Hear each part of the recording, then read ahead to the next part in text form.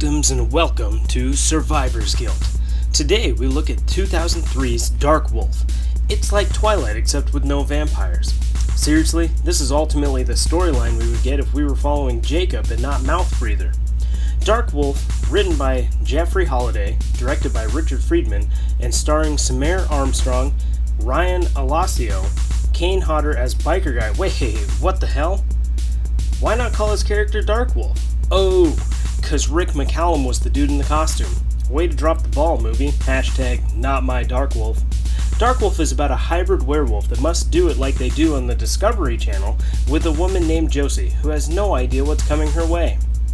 We open to exploitation, which this movie has a lot of, because apparently the opening scene must be set in a strip club. Which I can't show you because I can't edit out nudity yet. And I'm simply unwilling to learn at this point. So instead, enjoy some of the scenes that are interspersed between all the nudity, presented in werewolf vision. Enter Darkwolf, I mean Biker Guy. You were robbed, Kane Hodder. It's not your fault. Alright? It's not your fault. Who enters the only way that he can, by breaking down a swinging door. Seriously, all he had to do was push. Followed by Detective Hartigan, and Detective Steve Turley, and Detective McGowan. Now, unfortunately for me, Biker Guy grabs a stripper, so this is going to be really tricky. Well, maybe not. Either way, hey, Kane Hodder, get your hands off of her. You don't know where she's been. Oh, great, now you got double pink eye. I tried to warn you.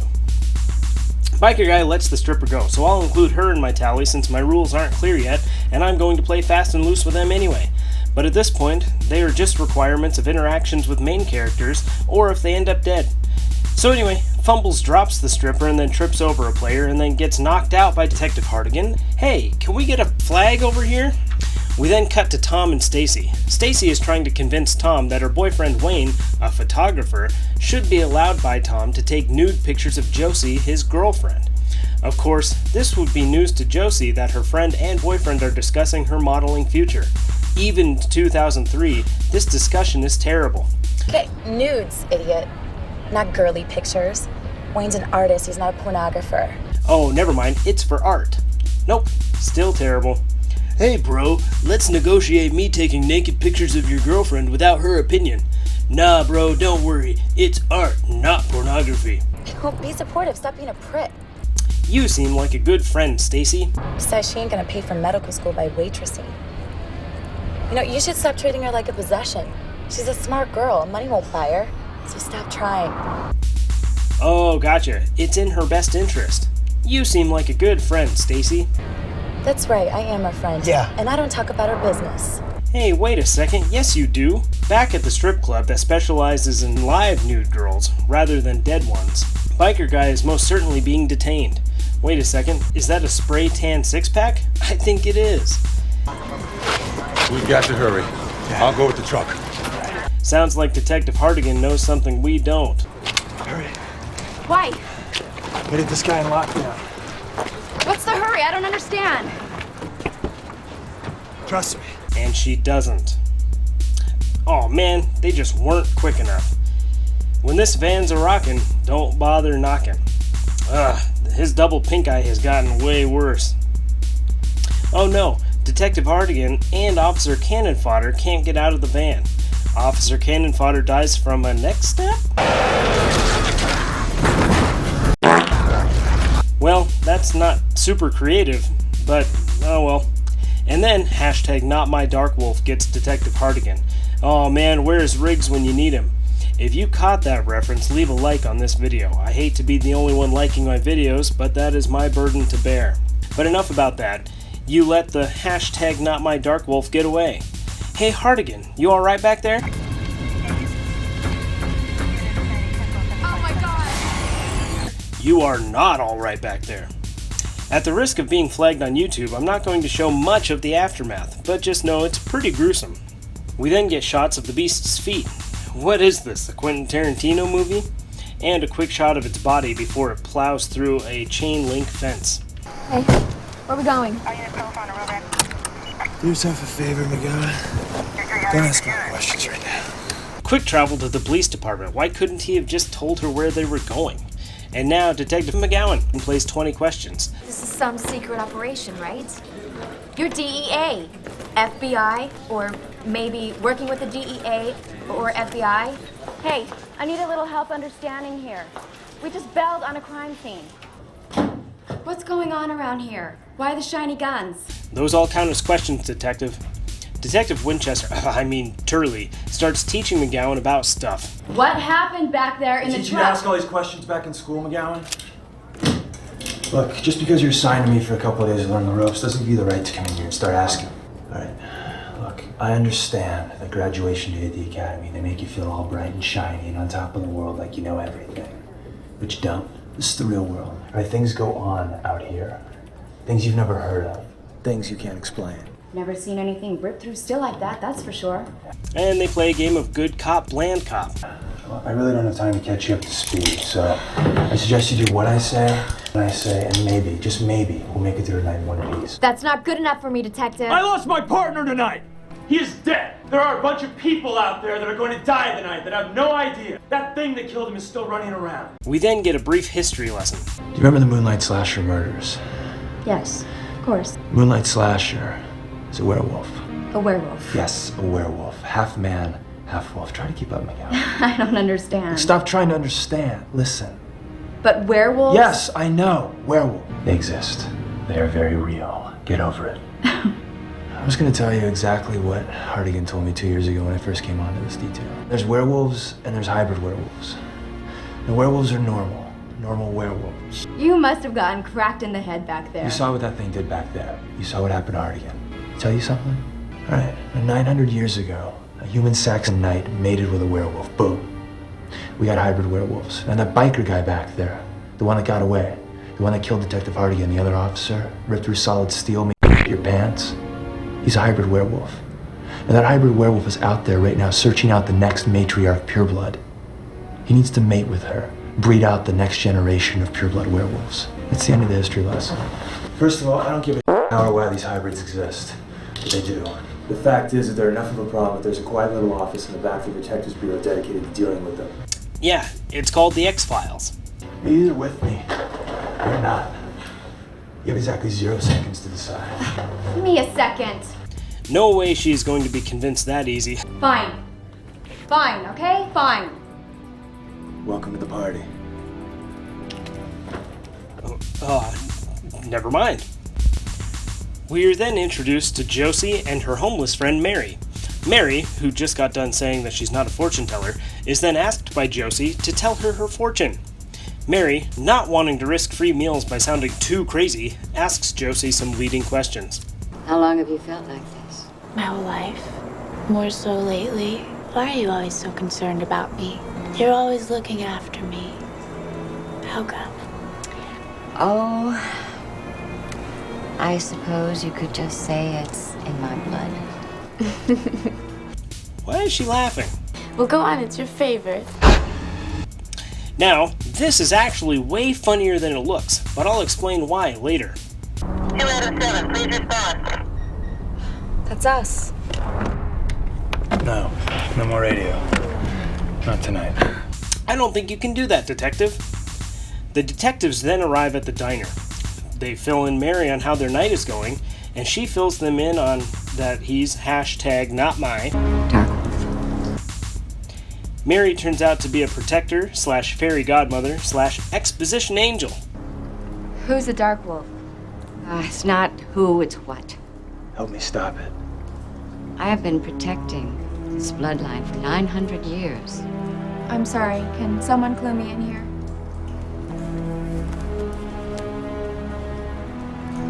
For 9 centuries, this has been handed down. From protector to matriarch, on the eve of her first transformation. The beast that you encountered at night is like no others. He is much stronger and much more dangerous. He's a dark prince, a king in waiting, a dark wolf. What's he waiting for? He's not waiting for, he's searching for. He seeks the girl. He desires to mate with her. Wait. You're saying this dark prince is Prince Charming and this girl's some sort of Cinderella? Oh, now I get it. Now you're catching on, Snow White. Oh no, now you made it confusing again. Darkwolf is not going to be easily defeated. He can only be killed with silver through the eye. The old shrew goes on to explain that they can't interfere for some reason, and that her race will perish if the Darkwolf successfully mates with Josie, and eventually the human race altogether. Josie is then washing her hands in the bathroom. That's right, Josie, you don't want to catch that nasty pink eye that's been going around. Aw, damn it, you needed to use soap! Oh well, sunglasses should do the trick. Detective McGowan and Josie have a meet cute in the bathroom. Whoa! Where's the fire? Sorry. Thank you. Thanks. Detective Turley is apparently a frequent customer and knows Josie. Nice. What's that? Sunglasses. Oh, he's on to you, Josie. Detective Turley fills her in on where Hardigan is. Where's Hardigan tonight? He died. God, you guys come here all the time. They used to come in all the time. Tom and Stacy show up to take Josie someplace that she probably doesn't want to go. Hey, girl. You're looking hot. You ready? Hey, babe. What's up? Hey. I gotta go clock out. Wait a second, she's been clocked in this whole time? That's called time stealing. Tom. Okay. Right, we'll be in this booth right here. Wait, Tom, that's not a booth. Cut to Detective McGowan washing her hands. Now, just to mention, this movie came out in 2003. Facebook and smartphones as we know them didn't come out for another year or so, which means based on how long she was in the bathroom, she was laying some wolf bait, which is a euphemism for going poop. And we get one last exposition from the exposition angel herself, Mary, shortly after being mauled by #NotMyDarkWolf. Don't let her touch anyone. What's that, Mary? Don't let her touch anyone? Why is that? If she touches the skin, Darkwolf will follow that scent and it will kill them. Ladies and gentlemen, that is the revelation that makes this scene 100 times funnier. Mary then proves this to be true by passing quietly into that good night. The silver bullet will protect you. Mary. Giving us our third body of the movie so far. Now, just like Survivor's Guild, this movie plays pretty fast and loose with those rules. Josie's crappy friends try to console her and Detective Turley kidnaps her, and then Tom and Stacy kidnap Mary's book. Oh, this is so not cool. Everyone, Come on, let's just go. Back, please. Does anybody know this woman? Anybody know this woman? What is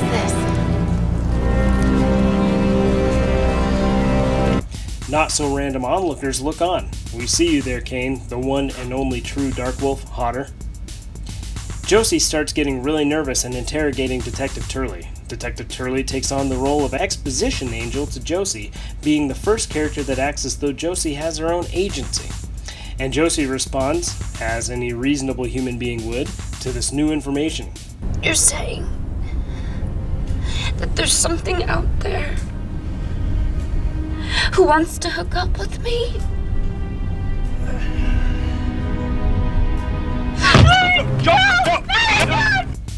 Detective Turley then realizes that he forgot Mary's Werewolf's Guide to the Galaxy. What? There's a book. Book Mary gave me. I lost it. I must have left it back there when I was running around. Obviously, it would have explained everything a hell of a lot better than I can.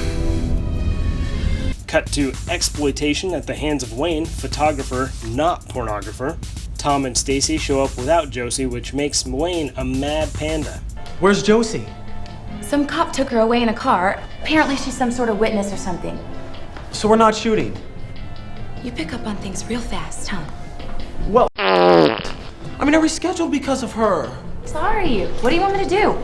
Stacy might now have realized that Wayne is indeed a pornographer.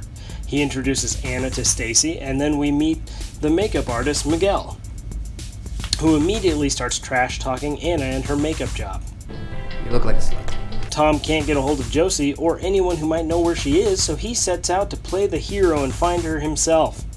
The problem here is that it seems like maybe he didn't actually want to leave because he becomes upset when the door closes and locks behind him. Son of a... Miguel and Stacy sit down and start reading through Mary's lycanthrope encyclopedia, which gives them the inspiration they need for their creepy, weird werewolf porn photo shoot. Wayne, photographer, not pornographer, agrees. No? Dude, I like it. Miguel initiates a musical montage just in time to drown out Tom's call to let him back in.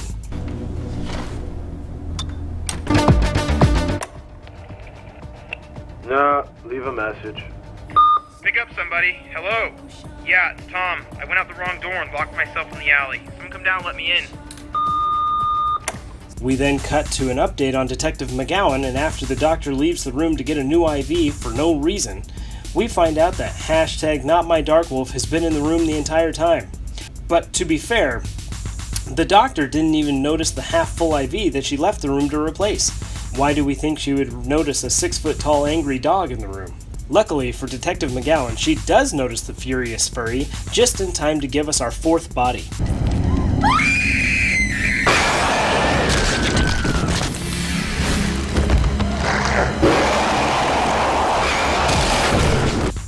Detective Turley and Josie arrive at Turley's apartment, where Josie gets kind of nosy and Turley gets kind of condescending. Is this your girlfriend? Is this your girlfriend? No, it's my sister. She died a couple years ago. Expecting to go to war? Yeah. We also see what happens when you hire an amateur to be a news cameraman. But the rumors are starting to possibly victims of a wild dog. That's the guy. I'm Nick Cassinzakis. Guy I'm looking for. I guess that's what happens when you hire people off of Craigslist. Maybe he was just more concerned about biker guy's double pink eye than with the reporter he is supposed to be filming. Josie, concerned that this is the guy she might have caught it from, retreats to the bathroom to see if she has the same strain of conjunctivitis as the biker guy, only to find out that the infection is far worse than she thought. Careful, Josie. Every year, approximately 235,000 people visit emergency rooms because of injuries suffered in the bathroom. Don't be another statistic. Detective Turley, worried about his guest's well-being, checks up on Josie to find out that she has one hell of a pink eye infection, while Josie fights to keep the fake teeth in her mouth. Fortunately, Turley is able to soothe the savage beast with jokes. Oh, there's one good benefit, though. What's that? We get to hear all the great werewolf jokes. What happened to the werewolf that ate too much garlic? What? His bark was worse than his bite. Oh, this is Oh, why was the werewolf running so fast? Why? He was in a hurry. Or why was the werewolf arrested in the butcher shop? Why? Why? Because he was choplifting. That's awful. Or No more. That's bad. Really, those are the best? Cut to Wayne, photographer, not pornographer, shooting some steaming photography in a scene that goes on for over 6 minutes. And I cannot show you here because the ladies are butt naked. However, what I can do is show you what happens to Tom while he's trapped in the alleyway, which is happening at the same time as this gratuitous photo shoot. As the porno shoot gets more erotic, Tom's search for the exit gets more hectic, climaxing in Tom's hilarious screams of agony interspersed with Stacy and Anna's screams of passion.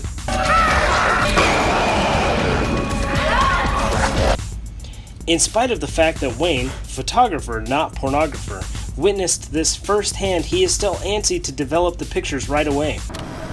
I gotta develop right away. Maybe it's for plot purposes. Ha, yep, it's for plot purposes. But let's not forget to add Tom to our dead, giving us our 5th body to heap onto the pile. After the discovery of Detective McGowan's mutilated corpse, Turley drops a truth bomb on Josie, that whoever she touches will be hunted down by the Darkwolf and slaughtered. But he doesn't have to be such a jerk about it. Mary said anybody you touch tonight would be imprinted. You touch. Your touch. Your scent. Anybody that you touch physically, that you have contact with, your scent will be imprinted on them. It'll seek them out, looking for you. What? This is my fault. Mary's dead because of me. What I touch is gonna die. Josie realizes that Tom might be in danger, leading Turley to ask some questions. Where is he? Where is he? And then leave to head to Wayne's apartment. Back at Wayne's photographer, not pornographer's apartment, Stacy and Anna hear Tom's message from hours ago and decide to go let him in. Tom! Hey, you out here? Meanwhile, Miguel is busting a grumpy, that's a euphemism for pooping, when someone starts knocking at the chamber door. Somebody answer the f***ing door! Miguel cuts that rope early to see who came a-knockin'. Surprise, it's butt-naked biker guy looking for Josie. Butt-naked biker guy becomes belligerent and takes his frustrations out on Miguel. Where is she? I swear she didn't show up! Biker guy then transforms into a PS2 game character and then transforms into his final form, PS2 Wolf, to give us our 6th corpse of the movie. At the same time, the two wolf models discover Tom's mauled remains and proceed to act accordingly. After the ladies regain their composure, they return to the apartment and to tell Wayne, photographer, not pornographer, about their deceased friend Tom. They bust into the dark room where Wayne has made some discoveries of his own, like the wolf in the background of all his erotic pornographic pictures, I mean art. But Wayne is sick of looking at those pictures and decides that he wants to see a dead body instead. Oh, dude. Oh my god, this is harsh. After checking out Tom's leftovers, the three of them head back to Wayne's apartment, just in time to get attacked by #NotSoCGI Darkwolf, and it's clobbering time. Now, believe it or not, this kills Anna, and she becomes the 7th member of the Darkwolf meat bank. Wayne then uses the flash of one of his cameras to scare the Darkwolf away before it thrashes Stacy, and then the two of them make their exit down the fire escape, and eventually run into an elevator just before they become the main course. This sounds like a massive wolf or something. I think you just nailed it right there, babe. Kill what? Werewolf. Are you sure it wasn't Dracula? Back at Wayne's apartment, Turley and Josie discover the aftermath of Darkwolf just before Josie doubles over in pain. This time, Josie transforms into N64 Wolf. The N stands for naked, which is why I can't show you exactly what she looks like, but it's not great. Detective Turley turns into a lion tamer to try to gain control over the beast, but when that doesn't work, he picks up Mary's How to Train Your Werewolf and finds out that unlike a normal werewolf, this one can be changed back by being exposed to a full moon. This has something to do with this not being Josie's final form, and thank goodness for that. So Detective Turley picks her up and puts her out the window.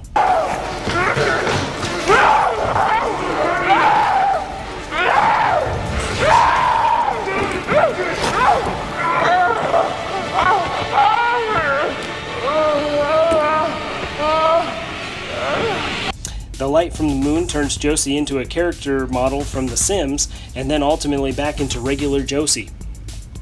Wayne and Stacy decide to try to call Josie again, but do so by calling the apartment? This doesn't make any sense, but oh well.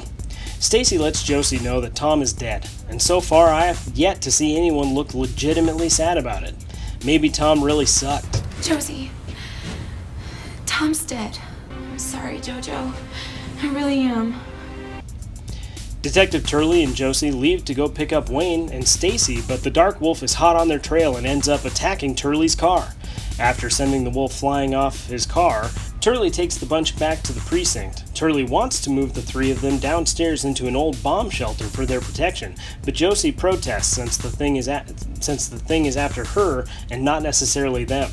I'm not going down to hide in some bomb shelter. With you down there safe, I can do what I have to do. And probably be killed in the process, just like your partner. No! Nobody else is gonna die tonight because of me, especially you. I want to help. Out of the question. I can maybe distract it. No. Long enough for you to get to it. Look, I don't want to run anymore. I don't want any more people dying because of me.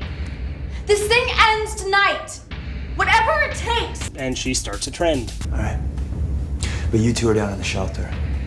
No, but if she's not going, we're not going either, right, Wayne? Stacey, this isn't your problem. You have to go down there. No way.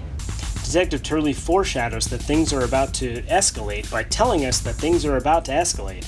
and then he escalates things by giving Josie a gun. Dude, you don't even know what team she's on. Cut to receptionist cop. Now, I'm not sure what happens to this dude in the background. He's still there when biker guy approaches the door, but what the hell happens to him after this? Hey, Slick. You forgot to sign in. Well, whatever happens to him, receptionist cop gets thrown into the pile for sure. And then all sorts of carnage happens, and then we're left to count up the aftermath. Clearly, this wolf plays too much Grand Theft Auto. We get 4 bodies added from the hallway, and another 8 from this room, and then this doofus, and then those 2.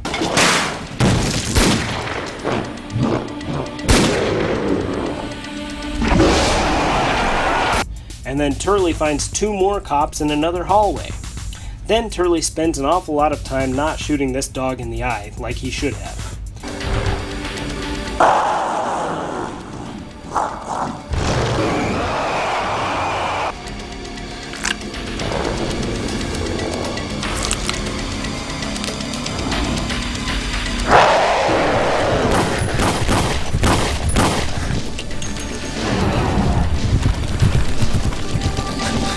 Turley tries to get added to the corpse pile.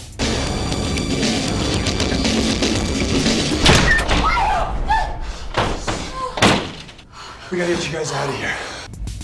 They start a game of the floor is dead bodies, only to be interrupted by Darkwolf. Turley, Wayne, and Stacy all get assaulted.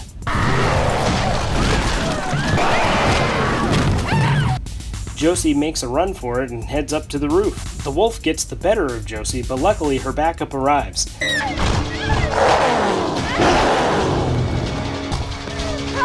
Josie! Shoot him in the eye!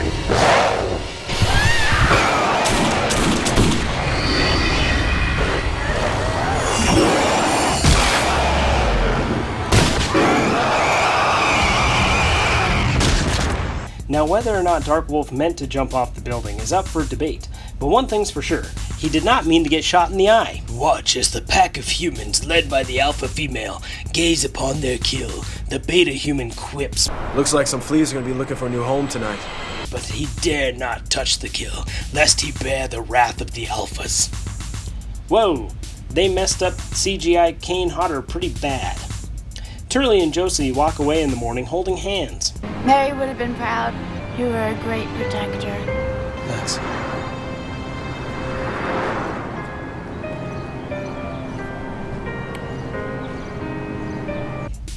And then Turley makes a joke that is so bad, his other jokes look way better.